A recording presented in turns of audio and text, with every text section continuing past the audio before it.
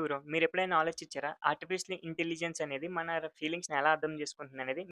ఏం మాట్లాడతాడు నువ్వు ఏం మాట్లాడతాడు నువ్వు సింపుల్‌గా ఫ్యూ స్టెప్స్‌లో ఎక్స్‌ప్లెయిన్ చేస్తాను. ముందు మన ఛానెల్‌కి సబ్స్క్రైబ్ చేసుకోండి. సో, ఏఐ అనేది మన ఫీలింగ్స్‌ని డైరెక్ట్‌గా అర్థం చేసుకోలేదనమాట. సో, దీనికి కొన్ని ఫ్యూ స్టెప్స్ ఉంటాయి. ఈ ప్రాసెస్ మొత్తాన్ని మనం ఎన్ఎల్‌పి అంటాం. అంటే నేచురల్ లాంగ్వేజ్ ప్రాసెసింగ్ అనమాట. సో, ఇందులో జరిగే ఫస్ట్ స్టెప్ వచ్చేసి టోకెనైజేషన్. ఫర్ ఎగ్జాంపుల్ నేను ఒక ఎగ్జాంపుల్ తీసుకున్నా. I like Indian and Indian food. So, ఇదేం జరుగుతుందంటే ఒక సెంటెన్స్‌ని వర్డ్స్ కింద కన్వర్ట్ చేస్తుందనమాట. సో, దీన్నే టోకెనైజేషన్ అంటారు. సో, సెకండ్ స్టెప్ వచ్చేసి స్టెమ్మింగ్ అనమాట. మన ప్రీవియస్ స్టెప్‌లో టోకెన్స్ ఏయైతే ఉన్నాయో ఆ టోకెన్స్‌ని ఇక్కడ రూట్ ఫార్మ్‌లోకి మార్చుతుందనమాట. ఎగ్జాంపుల్‌గా చెప్పాలంటే మనం ప్రీవియస్‌లో తీసుకున్న ఇండియా అండ్ ఇండియన్ ఈ రెండిటి యొక్క రూట్ ఫార్మ్ వచ్చేసి ఇండియా అనేది అవుతుందనమాట.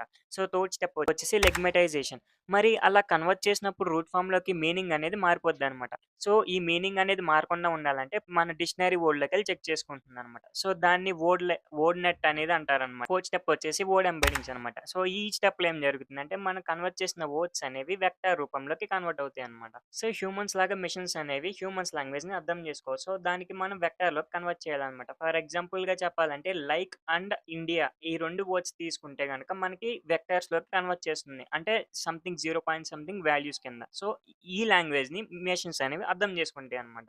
సో, ఈ నంబర్స్‌ని యూజ్ చేసి మెషిన్స్ అనేవి దాని యొక్క ఫీలింగ్స్‌ని అనేది అర్థం చేసుకుంటుందన్నమాట. సో, ఫైనల్ ఔట్‌పుట్ వచ్చేసి రిజల్ట్ అనమాట. ఇందులో ఏం జరుగుతుందంటే మన రాసిందే ఈ ప్రాసెస్ అంతా జరిగిన తర్వాత మన ఏఐ అనేది మన యొక్క ఫీలింగ్‌ని అర్థం చేసుకుంటుంది. ఎలాగంటే I like Indian and Indian food. So, like అనే వర్డ్ ఉంది కదా! సో, ఈ వర్డ్ ఏం జరుగుతుందంటే దీనికి హైయెస్ట్ ప్రాబబిలిటీ అనేది ఉంటుందన్నమాట. ఇది పాజిటివ్ ఎమోషన్ కింద తీసుకుంటుంది. సో, అనదర్ ఎగ్జాంపుల్ తీసుకోవాలంటే డోంట్ లైక్. ఇక్కడ డోంట్ అనేది నెగెటివ్ వర్డ్ కింద అవుతుంది. లైక్ అనేది పాజిటివ్ వర్డ్ కింద అవుతుంది.